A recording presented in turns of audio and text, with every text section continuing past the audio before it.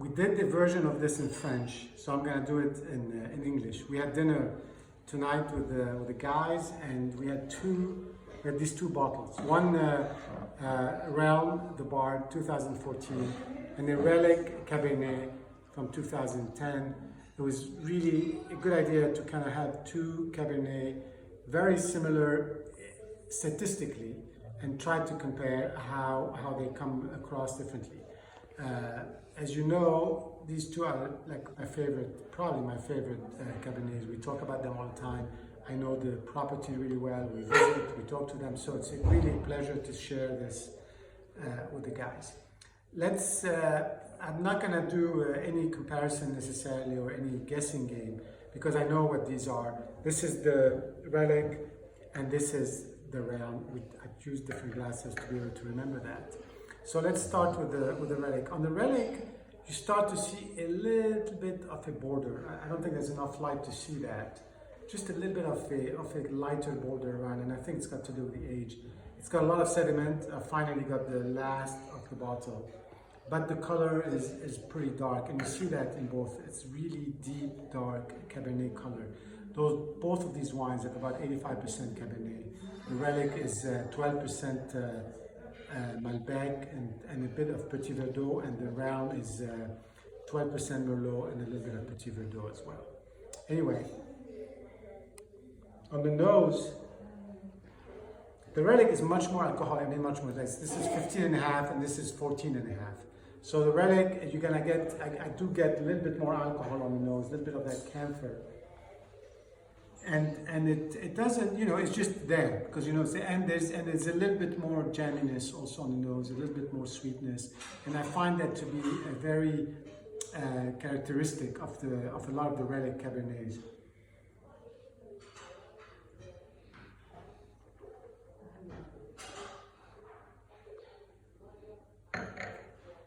On the palate, it's really evolved over the evening to be a little bit less fruity, a little more tannic, very present, very sort of enveloping, and a finish that's really, again, still more on the tannic side. It's been a fun evolution to see the fruit sort of evolve over the evening.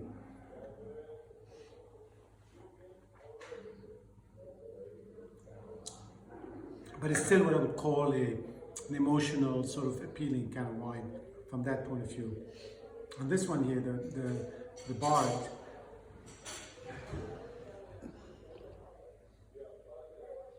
on the nose, it's much more reserved. It's more, not necessarily closed, it's a little bit more reserved.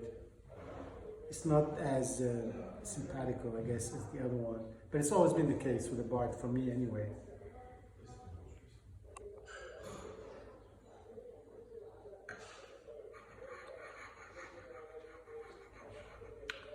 To me, this is much more Bordeaux-like. It's got this reticence, it's got the fruit, the tannin, they're all like in really good balance, but it's a little bit more, I wouldn't say severe, maybe reserved. Very nice finish, it's more silky and less maybe tannic, overtly tannic as the Relic, but a little bit more, maybe dark chocolate, that sort of bitterness that comes with that. It's funny because both of these wines are really, really good. And this is in a high altitude wine, Stagecoach vineyard. This is from a bunch of vineyards around the valley. I'm not sure we always know what they are, but some of the best fruit that they can get their hands on. In the evening, we thought the Relic, at least at the first approach, was more feminine, a little bit more sweet, maybe less reserved than the Bard. But now I'm finding, and I agreed with that, but now I'm finding that on the finish, the Relic has a little bit more of a tougher finish, and the Bard actually mellows out to a sort of finer tannin finish. So just to say that there's really no simple explanation. All we have to say is they're both very good. Cheers, and see you soon.